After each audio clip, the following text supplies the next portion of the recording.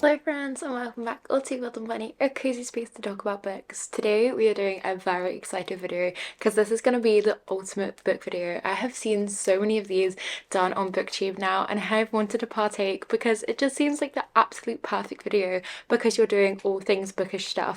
Today we have planned that we're going to go book shopping and some charity book shopping as well. Then we're going to be updating my reading tracker that I use on Notion because that's got a bit out of hand and isn't currently up to date. And then very excitedly we're also going to be creating a TBR jar prompt thing, which I have been wanting to do for such a long time, and I have just thought of some prompts. I've got a list going, and so we're going to be creating that too. I am very excited to do all of this and go on these adventures today, so grab yourself your most warming hot drink, a cozy blanket, and let's get to it.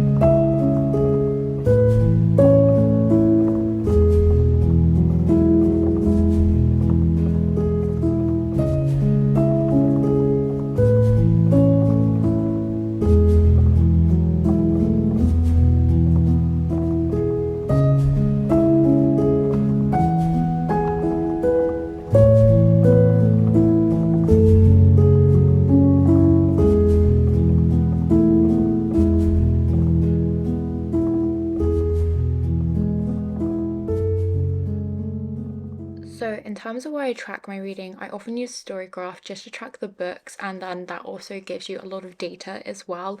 But I don't add reviews or any star ratings because I don't use a star rating system or anything like that on there. I use my own personal Notion reading catalogue, in which I tend to update, in which has the book title, it has my date of finished, my rating, my format, and my themes as well. That way when I'm recommending books and I'm thinking about different themes in which people are wanting to read, then I can kind of refer to that, because that's how I work in my books. Is I do it via themes, and I like reading books via themes rather than doing it via rating.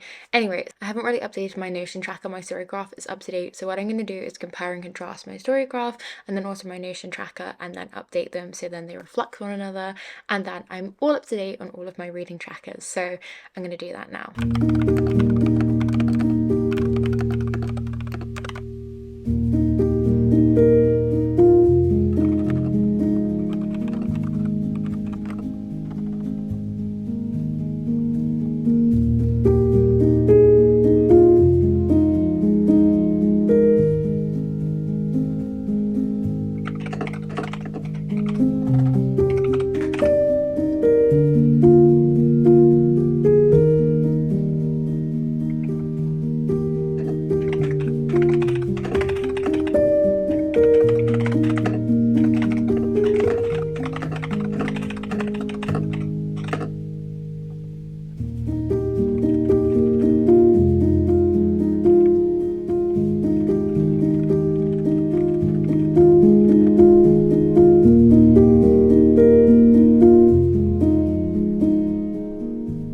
I'm all done with updating my 2025 reading catalogue table on Notion, so that now that reflects my Storygraph, and that makes me feel a lot better because now I have everything in one place. All of the themes are there, all of the ratings and the formats that I read them in and the book titles, etc. are all there, so I'm very happy about that.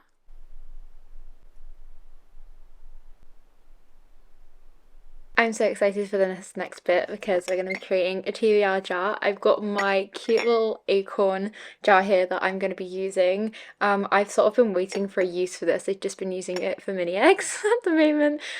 So yeah, I'm going to use this as my TBR jar because I'm just very excited and think this is the perfect use for this jar. So I have my prompts written down. I'm going to then convert them to sticky notes, bunch them up and put them in the TBR jar, and then perhaps I'll film my March TBR, but that'll be in a separate video. So let's get to it. By the way, if you have any idea for prompts to give to the TBR jar, please let me know in the comments below.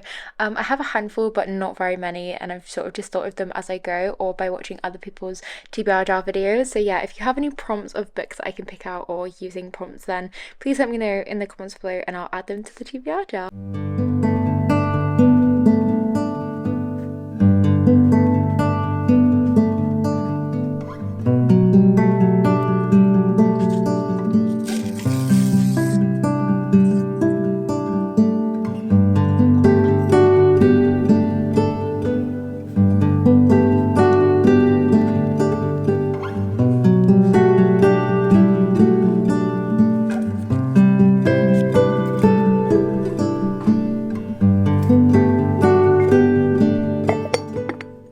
Making all of the prompts for the TBR jar. I don't have very many in here, there is just a select handful, but it will do me for now before I think of more ideas on how to get them.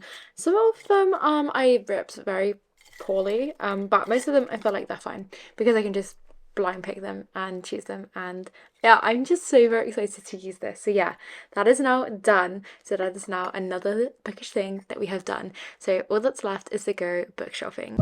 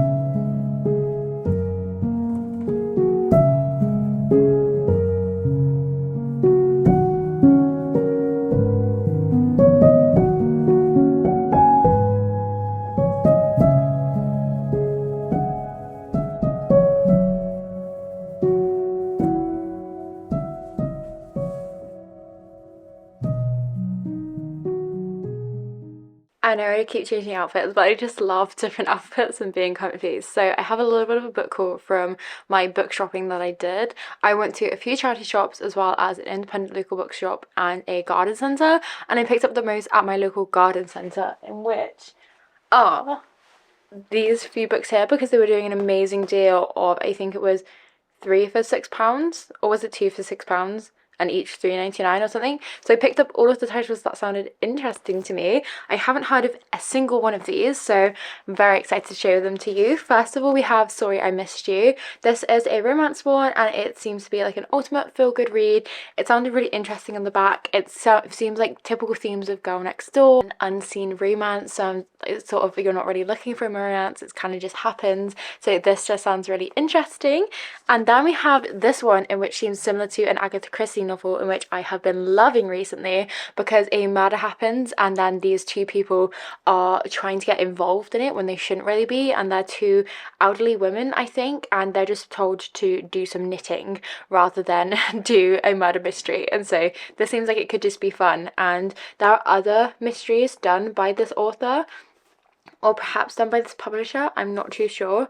But yeah, I'm really intrigued by this one, and I haven't heard of it, so it seems really good. And then same with this one, Thorn on My Side. Thorn on My Side is another murder mystery in which she has kind of given up killing because she's in the love of her life, and then something happens that triggers that, and maybe she ends up killing again. And again, it seems like that this author has done ones similar to this before as well, so I'm very intrigued by this one too. And then we have The Museum of Ordinary People. This one sounded just like a general sort of lit fic finding out life, figuring through life, and kind of going through a fresh start and what that means, etc, etc. And I just love those kind of wholesome life learning, life lesson books because they're just so interesting to me, and so I'm very happy to pick up this one too. And then on a similar sort of vein, we have Glass Houses, in which are these two estranged sisters in which they are coming together to basically get back with this garden, like make this garden fancy, make this garden nice.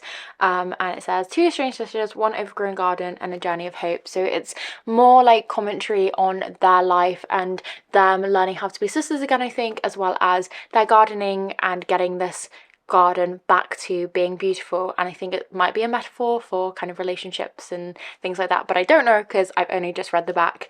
So yeah, very intrigued by this one. And then the final last one is Diamond, in which this seems like it might be a movie. I don't know. Again, I haven't heard of it, but it's a historical crime in which a crime happened and then she's trying to run away from her past. And will her past catch up to her? Will it not? Who's to know? I will once I read this book. Those are the little books that I picked up in my little haul, and I had so much fun book shopping. I had so much fun doing a TBR jar. I had so much fun just sorting out my reading catalogue, and this was so fun just to do an ultimate book video, and I really hope you enjoyed as much as I did. So thank you ever so much for watching. Thank you for being here, and I hope that wherever you are and whatever you're doing, you have a wonderful day or night. Until next time, friends.